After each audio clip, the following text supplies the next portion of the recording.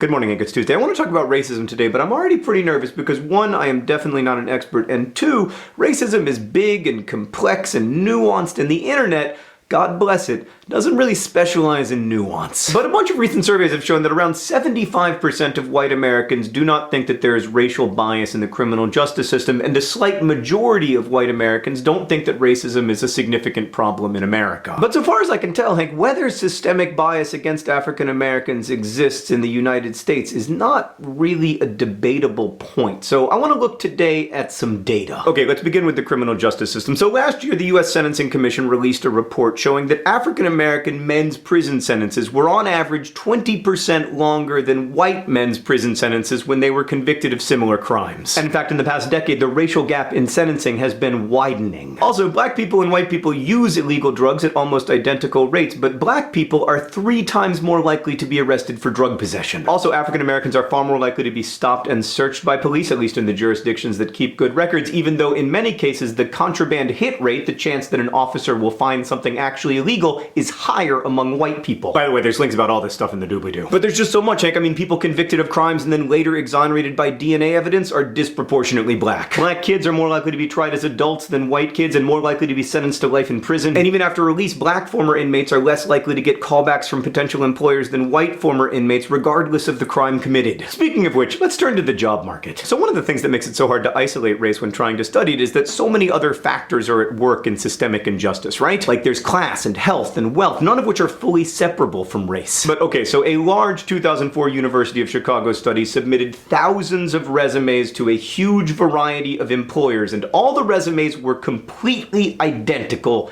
except for the applicant's name. It could be Emily or Brendan or Lakeisha or Jamal, and Lakeisha and Jamal got 50% fewer callbacks than Emily and Brendan, despite having literally identical resumes. Hank, I'm pretty sure that's about race. In fact, studies consistently show racial bias in employment and hiring in the US and also around the world, but I only have 4 minutes, so links in the doobly-doo. In education, again, the evidence of systemic bias is pretty overwhelming. For instance, among American high schools with mostly black and Latino students, only 74% offer Algebra 2 as a class, just 66% offer chemistry. The percentages for mostly white schools are much higher. When it comes to healthcare, you could write a book about racial bias, and in fact, people have, but I'll just quote from an American College of Physicians report from 2010. Overwhelming evidence shows that racial and ethnic minorities are prone to poorer quality healthcare than white Americans, even when factors such as insurance status are controlled. And as the report points out, by some measures, including life expectancy, which is really the ultimate measure, the disparity has been increasing for decades. Now, I want to be clear that most of this research establishes correlations, which isn't the same thing as causation. Like, certainly the tremendous economic inequality right now in the United States is a factor in racial disparities. But then, of course, race also factors into class and economic status. Like, for instance, much of the racial wealth disparity in the US is due to inheritance. White people are far more likely to inherit money and land than black people are. And that's due in large part to the fact that for almost all of American history, it was basically impossible for African Americans to accrue wealth. Now, Hank, I'm obviously just scratching the surface here, but to deny the existence of systemic racism is to deny a huge body of evidence indicating that racial bias affects almost every facet of American life. Hank, the last thing I want to say is that while I think statistics and data are really important, I also think it's important to listen to the voices of people who have been affected by racism. Data is cold in a way that humans are not, and to really understand these statistics and their impact on the real lives of real people, we need to find ways to listen to those people. Hank, I've put together a playlist and some links in the doobly-doo as a start. Hank, I'll see you on Friday.